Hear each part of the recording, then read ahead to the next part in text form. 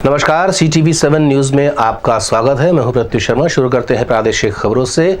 आज मंत्री टेनी को लेकर के मुख्यमंत्री भूपेश बघेल आक्रामक हो गए। उनका कहना है कि नरेंद्र मोदी जो लखीमपुर का जो मामला था उसमें टेनी को बचा रहे हैं। वहीं उन्होंने आरोप लगाया है कि केंद्र सरकार उनकी कोई भी बात सुनती नहीं है। 30 से ज़्यादा पत्र वो लिख चुके हैं, लेकिन अब तक किसी भी पत्र में कोई सुनवाई नहीं हुई है और न ही मंत्री मिलने का कोई समय देते हैं। बिल्कुल सही बात है। वो तो किसानों को बोला कि 2 मिनट में ठीक कर दूंगा, जिस प्रकार की बोला। कल वीडियो वायरल हुआ, वो पत्रकारों को गालियां दे रहे हैं। तो ऐसे सवाल इस बात का है कि भारत सरकार, मोदी जी किसको संरक्षण दे रहे हैं और संरक्षण देके क्या संदेश दे रहे हैं। वो किसानों को गाली दे रहे हैं, वो पत्रकारों को गाली दे रहे हैं और उसको मंत्रिमंडल में रखे हुए हैं। तो वो संदेश दे रहे हैं कि उसके नज़र में किसान और पत्रकार की कोई कीमत नहीं। अब लड़कियों की विवाह की उम्र 18 साल से बढ़ा करके 21 साल कर दी गई है, जिसको लेकर के प्रदेश के मुखिया भूपेश बघेल का कहना है कि ऐसे फैसले लेने से पहले विभिन्न समाज के मुखिया से चर्चा करना चाहिए और इसका समाज में क्या प्रभाव पड़ेगा और क्या समाज इसे स्वीकार करेगा। इन तमाम बातों को लेकर के भी विचार विमर्श करना चाहिए ताकि लोग इसे अच्छे से स्वीकार सकें। आजकल तो वैसे भी ग्रेजुएशन करते करते 21 साल हो जाता है, पोस्ट ग्रेजुएट करते करते 23, 24, 25 साल हो जाते हैं। आजकल लड़कियों की शादी 25 साल 30 साल में हो रहे हैं। तो लेकिन दूसरे जो और भी लोग हैं उसका भी ध्यान रखना चाहिए। ऐसे में बहुत जो माता पिता है वो कानूनी शिकंजे भी आ सकते हैं। तो उनको पहले सामाजिक लोगों को राय शुमारी करके ही इस प्रकार के फैसले करने चाहिए। आज भारतीय जनता पार्टी ने कलेक्ट्रेट कार्यालय के सामने मौन प्रदर्शन किया। इनका कहना था गाजीपुर का जो क्षेत्र है यानी बिरगांव का जो एक इलाका विशेष है, जहां पर एक ही घर से बहुत अधिक मात्रा में मतदाताओं की जानकारी सामने आई है, जिसको लेकर के यहीं के प्रत्याशी ने शिकायत दर्ज कराई है। इस शिकायत का आधार बना करके उनका कहना है कि कांग्रेस चुनाव में जीत के लिए इस तरह के हथकंडे अपना रही है। हालांकि इसे मौन प्रदर्शन कहा जा रहा था, लेकिन इस मौन प्रदर्शन के दौरान लगभग हर बड़े नेता को बातचीत करते हुए, हंसी ठिठोली करते हुए देखा गया। बीच बीच में जब ज्ञापन देने के लिए लोग यहां पहुंच रहे थे तो उनसे भी लोग चर्चा कर रहे थे और किसी भी प्रकार का व्यंग्य करने में भी कोई कसर नहीं छोड़ रहे थे।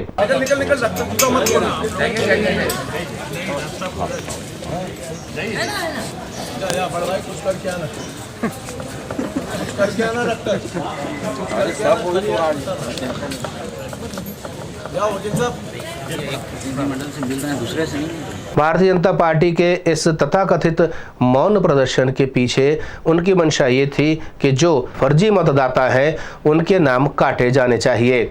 वहीं इस मामले को लेकर के जब मीडिया ने कलेक्ट्रेट से सवाल किया तो उनका कहना था कि जो शिकायत दर्ज कराई गई थी वो यहाँ के जनप्रतिनिधि के द्वारा कराई गई थी और वो यहाँ का प्रत्याशी है, और जब ये जांच पूरी कराई गई तो उस दौरान वह स्वयं वहाँ उपस्थित था।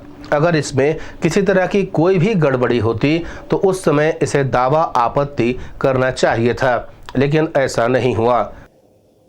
इसमें ये बताना चाहूँगा, भारतीय जनता पार्टी द्वारा शिकायत राज्य निर्वाचन आयोग को की गई है। उसके बाद निर्वाचन आयोग द्वारा अपर कलेक्टर स्तर के अधिकारी से जांच के निर्देश दिए गए थे।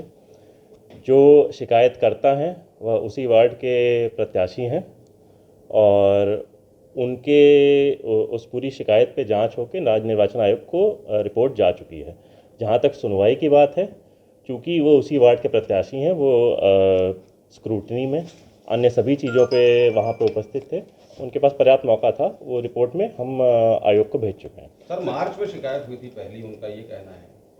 मार्च से अभी काफ़ी समय हो चुका है। जी, मार्च में मतदाता सूची में प्रकाशन इस प्रकार से होता है कि 1 मार्च 2021 को जो जितने भी लोग विधानसभा में होते हैं उनका नाम स्थानीय निर्वाचन में जुड़ जाता है। तत्पश्चात मार्च में दावा आपत्ति होती है। 1 मार्च से 9 मार्च के बीच में इस पर्टिकुलर वार्ड में भी दावा आपत्ति हुई है, जिसमें न सिर्फ इनकी बल्कि बहुत सारे अन्य दावे भी प्राप्त हुए हैं। उन दावों का निराकरण मार्च में किया जा चुका है। तत्पश्चात फाइनल पब्लिकेशन किया जा चुका है। भारतीय जनता पार्टी के नेताओं के हाथ में तख्ती थी जिसमें लिखा हुआ था कि विदेशियों के हाथ से बिरगांव को बचाओ। अब सवाल ये उठता है कि ये विदेशी है, इसका प्रमाण पत्र भारतीय जनता पार्टी के द्वारा कैसे जारी किया जा रहा है।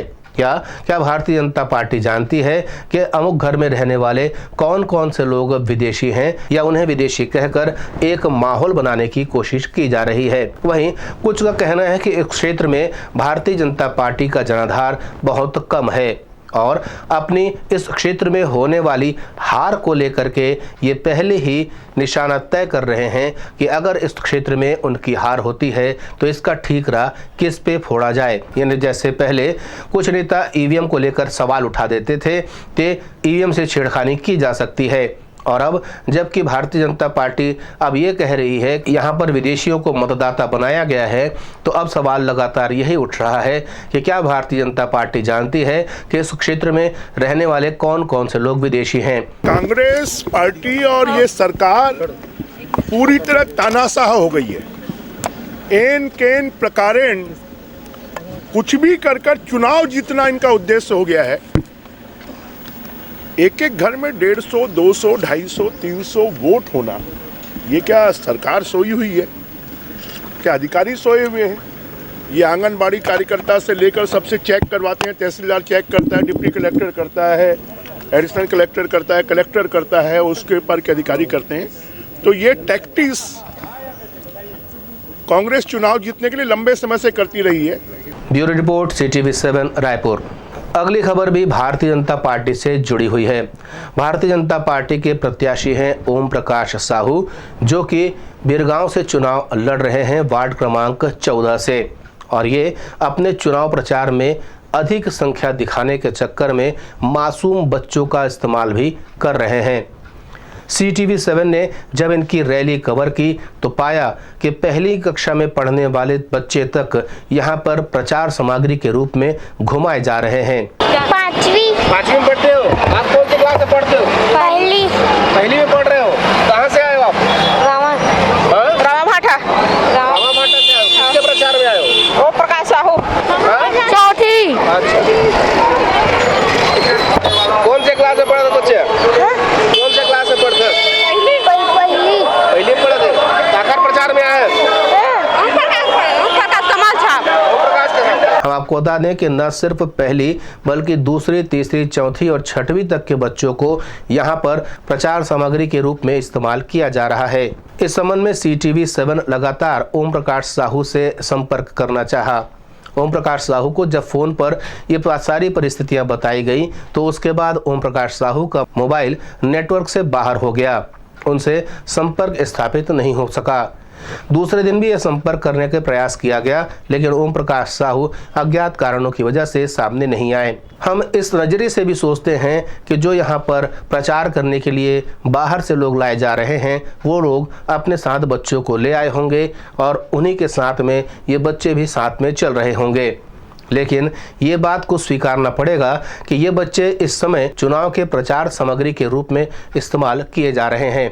जहां एक और देश के प्रधानमंत्री नरेंद्र मोदी बच्चों में देश का विकास ढूंढ रहे हैं, उन्हें और अधिक उज्जवल भविष्य देने की संकल्पना कर रहे हैं, वहीं उनके पार्टी के निचले स्तर के नेता इस तरह की हरकत कर पार्टी को बदनाम करने का काम कर रहे हैं। हम ये नहीं कहते कि भारतीय जनता पार्टी ने इस तरह की कोई गाइडलाइन दी होगी कि अगर संख्या बढ़ानी हो तो बच्चों का इस्तेमाल किया जाए, लेकिन यहाँ पर जिस तरीके से बच्चों का इस्तेमाल प्रचार के लिए किया जा रहा है उसे स्वीकारा भी नहीं जा सकता। Bureau report, CTV7 Raipur. Satnam सभा की ओर से एक शोभा यात्रा का आयोजन आरंग क्षेत्र में किया गया था, जिसमें बड़ी संख्या में समाज के लोग शामिल हुए। इस कार्यक्रम में मंत्री शिव डहरिया भी शामिल हुए और उन्होंने लोगों को संबोधित किया और परम पूज्य गुरु घासीदास के दिखाए हुए मार्गों पर चलने की अपील की।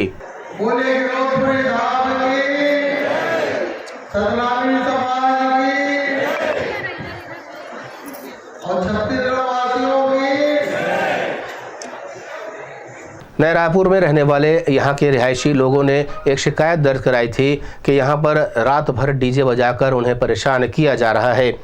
ये शिकायत जैसे दर्ज कराई गई तो कोई कार्यवाही नहीं हुई, उल्टा पुलिस यहाँ पर 2 बार राउंड लगा करके भी गई, लेकिन डीजे बजाने वाले पर कोई कार्यवाही नहीं हुई। बाद में इसकी शिकायत कलेक्ट्रेट में की गई और कलेक्ट्रेट में शिकायत करने का अंदाज कुछ नया था।